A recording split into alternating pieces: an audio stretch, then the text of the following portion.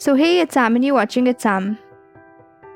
अनकनी second season 6th episode start करने से पहले फर्स्ट सीजन और सेकंड सीजन के एपिसोड वाइज एक्सप्लेनेशन मेरे चैनल की अनकनी की प्लेलिस्ट पे है। सो अगर नहीं देखा है तो डू चेक आउट। अनकनी का 6th एपिसोड स्टार्ट होता है। सुमन और जोसियोक एक दूसरे के सामने थे। जोसियोक जो कि प्रिजन से बाहर निकल गया था और सुमन जोसियोक की आंखें देख के पता लगा लेता है कि इसके अंदर एक ईविल स्पिरिट है। जोसियोक को वो ईविल स्पिरिट सुमन को मारने के लिए बोलती है और वो उसे बोलती है कि अगर तुम इसे अभी नहीं मारोगे तो ये तुम्हारे रास्ते में आएगा बाद में। लेकिन जोसियोक अपने कंट्रोल में रहकर सुमन को बोलता है कि मुझसे दूर रहो और मेरे रास्ते में मत आना। ये उसका बदला है और वो चाहता है कि सुमन इसमें इंटरफेयर ना करे। उसके बाद जोसियोक अपनी पावर से सुमन को मेटल बैरिकेड्स और वॉल के बीच में फंसा देता है। सुमन टेरिटरी समन करता है जिसकी वजह से हाना सेंस कर लेती है कि जोसियोक के अंदर एक ईवल स्पिरिट है। तभी एक गार्ड शूट करता है और बहुत सारे गार्ड बाहर निकल के आते हैं। जोसियोक सुमन को बचाते हुए वो गोली अपने कंधे पे ले लेता है और सुमन अपनी पावर से उन्हें पीछे ढकेल देता है ताकि जोसियोक को चोट ना पहुंचे और इसी डिस्ट्रैक्शन को यूज करके जोसियोक वहाँ से निकल जाता है। पिलग्वांग और गिली ये सब दूर से देख रहे थे। फिर सारे काउंटर्स मिलकर हॉस्पिटल जाते हैं जहां सीईओ पार्क को रखा गया था क्योंकि उन्हें पता था जोसियोक सीईओ पार्क से बदला लेने यहाँ पे आएगा।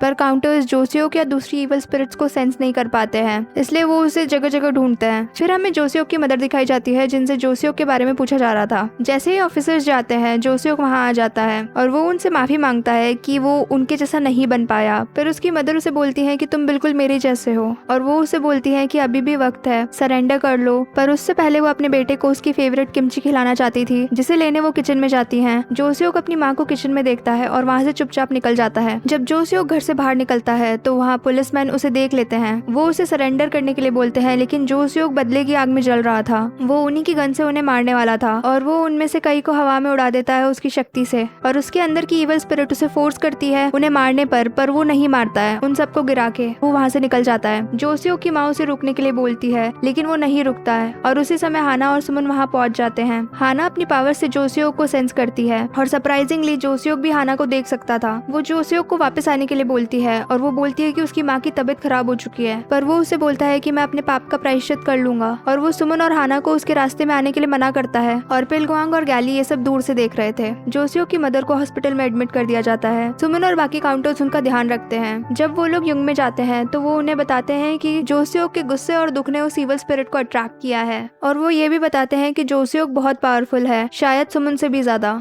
उसकी पावर्स अभी तक अनप्रेडिक्टेबल है और शायद वो लेवल 3 की इवल स्पिरिट से भी ज्यादा पावरफुल है और अगर वो किसी को मार देता है तो शायद वो कभी वापस नहीं आ पाएगा। जोसियोक दूर से हॉस्पिटल को देख रहा था और उसे अपनी माँ की टेंशन हो रही थी। तभी गैली वहाँ पे आ जाती है और जोसियोक को टॉन्ट मारना स्टार्ट कर देती है। वो उसे रिवेंज लेने के लिए उकसाती है। वो उसे बोलती है इतना दूर आने का मतलब ही क्या हुआ जब तुम्हें ट्रुथ जानना ही नहीं है। तो वो उसकी वाइफ और बेटे के नाम से उसे चिढ़ा रही थी। तभी उसको गुस्सा आ जाता है और वो गैली का गला पकड़ लेता है और वो उससे बोलता है कि अगर उसने अगली बार उसकी फैमिली को इंसल्ट किया तो उसे नहीं छोड़ेगा। और फिर जोसियोक वहाँ से चला जाता है। फिर पिलग्वांग वहाँ पे आता है और वो नोटिस करता है कि जोसियोक भी वो लाइट्स देख सकता है। सिर्फ देख ही नहीं, वो इन काउंटर टेरिटरीज से काउंटर्स को भी देख सकता है और इसके साथ वो काउंटर टेरिटरीज को डॉज भी कर सकता है। जॉगबोंग सुमन और जोसियोक की मदर के लिए पॉरेज बनाता है पर उसे प्रेशर कुकर यूज करना नहीं आता था जिसकी वजह से उसका फेस जल जाता है। सुमन और जॉगबोंग को हॉस्पिटल जाना था क्योंकि जोसियोक की मदर का ऑपरेशन होने वाला था पर वो थोड़ा लेट निकलते हैं घर से। पुलिस स्टेशन में गामोतक को पता चलता है कि प्रिजन गार्ड्स को याद ही नहीं कि क्या हुआ था जब जोसियोक भागा उस दिन। और सिर्फ यही नहीं, एक हफ्ते पहले की सीसीटीवी फुटेजेस भी इरेज थी। तो गामोतक डॉट्स मिलाने लग जाता है और वो समझ जाता है कि जोसियोक से कोई मिलने आया था जिसने उसे भड़काया जिसकी वजह से वो ये कर रहा है। जंगमूल, मिस्चू और हाना सोच रहे थे कि ये इविल स्पिरिट सब क्या करेंगे जिससे जोसियोक रेज में आए और फिर वो सोचते हैं कि गिली और ग्वांग जोसियोक की मदर को हार्म कर सकते हैं और वो ये चीज सुमन को बता देते हैं। तभी जॉगबोंग को गिली और ग्वांग की स्मेल आती है और वो जल्द से जल्द हॉस्पिटल की तरफ निकलते हैं। पर जब तक वो वहाँ पहुँचते तब तक गिली और ग्वांग वहाँ से निकल चुके थे। उन्होंने डॉक्टर्स को अनकॉन्शियस कर दिया था और जोसियोक की मदर भी क्रिटिकल स्टेट में थी। फिर जब गिली और ग्वांग काउंटर टेरिटरी देखते हैं तो वो वहाँ से भाग जाते हैं पर फॉर्चुनेटली मिस्चू जोसियोक की मदर को बचा लेती हैं।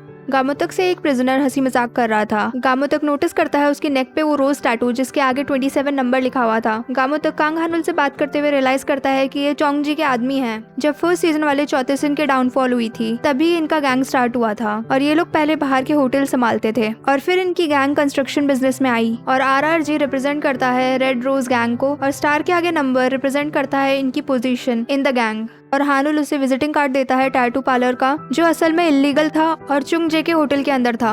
और फिर इस टैटू पार्लर में हाना और मिस्चू अंडरकवर होके जाते हैं हाना मिस्चू की बॉडीगार्ड बन के जाती है और मिस्चू एक अमीर लेडी, और मिस्चू रास्ते में डर रही थी क्योंकि उन्हें टैटू बनवाना पड़ सकता था। जब वो वहाँ पहुँचते हैं तो वो आदमी उन्हें दूसरा क्लाइंट समझ के अंदर ले लेता है और वो बताता है कि वो लोग नए क्लाइंट्स नहीं ले रहे हैं, और वो समझता है कि मिस्चू एक क्लाइंट है जो अपने राइट बट चीक पे एक टैटू को रिटच करवाने आई है। और तभी हाना उसका हाथ पकड़ के उसकी मेमोरीज पढ़ने की कोशिश करती है, पर इसकी मेमोरीज में कुछ नहीं था। तभी वहाँ पे दूसरा आर्टिस्ट आ जाता है और हाना फ्रेंडली एक्ट करते करते उसकी मेमोरीज पढ़ लेती है और वो देखती है कि वो अभी अभी इस टैटू को हटा के निकला है। और तभी वहाँ पे वो आदमी आ जाता है जिन्हें ये ढूंढ रहे थे। हाना एफर्टलेसली उसे नॉकआउट कर देती है और उसका नाम था लिम जुयल। ये चुंगजी के लिए पैसा वसूली का काम करता था और अब उन्हें पता था कि चुंगजी स्टिल जिंदा है और उसी के पास स्कैम किए हुए पैसे हैं, और काउंटर्स के साथ पिलगोंग और गैली भी उसे ढूंढ रहे हैं। और फिर हमें दिखाया जाता है कि मिस्चू थोड़ी डिस्ट्रैक्टेड थी। वो जेयुल को जानती थी जो कि पहला इंसान था जिसकी जान उन्हें बचाई थी जब मिस्चू और गामोतक ने उसे एक बुली के गैंग से बचाया था, और उसी समय उन्हें अपनी पावर्स का भी पता लगा था और अब वो सेम इंसान एक गैंग के लिए काम कर रहा है। फिर हमें जॉगबोंग दिखाया जाता है जो कि सीईओ पार्क के हॉस्पिटल के बाहर उनका ध्यान रख रहा था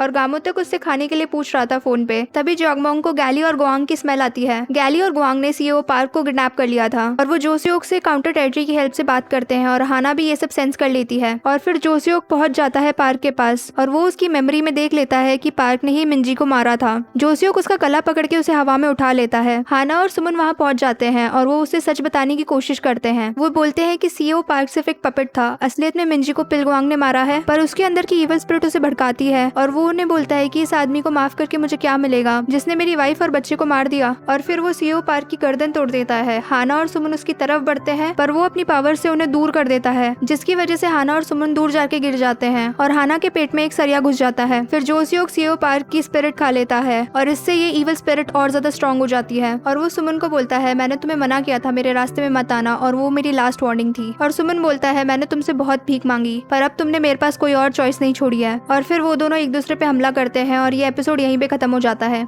If you enjoyed this episode, do check out the other videos on my channel and like, share, subscribe. Thanks for watching.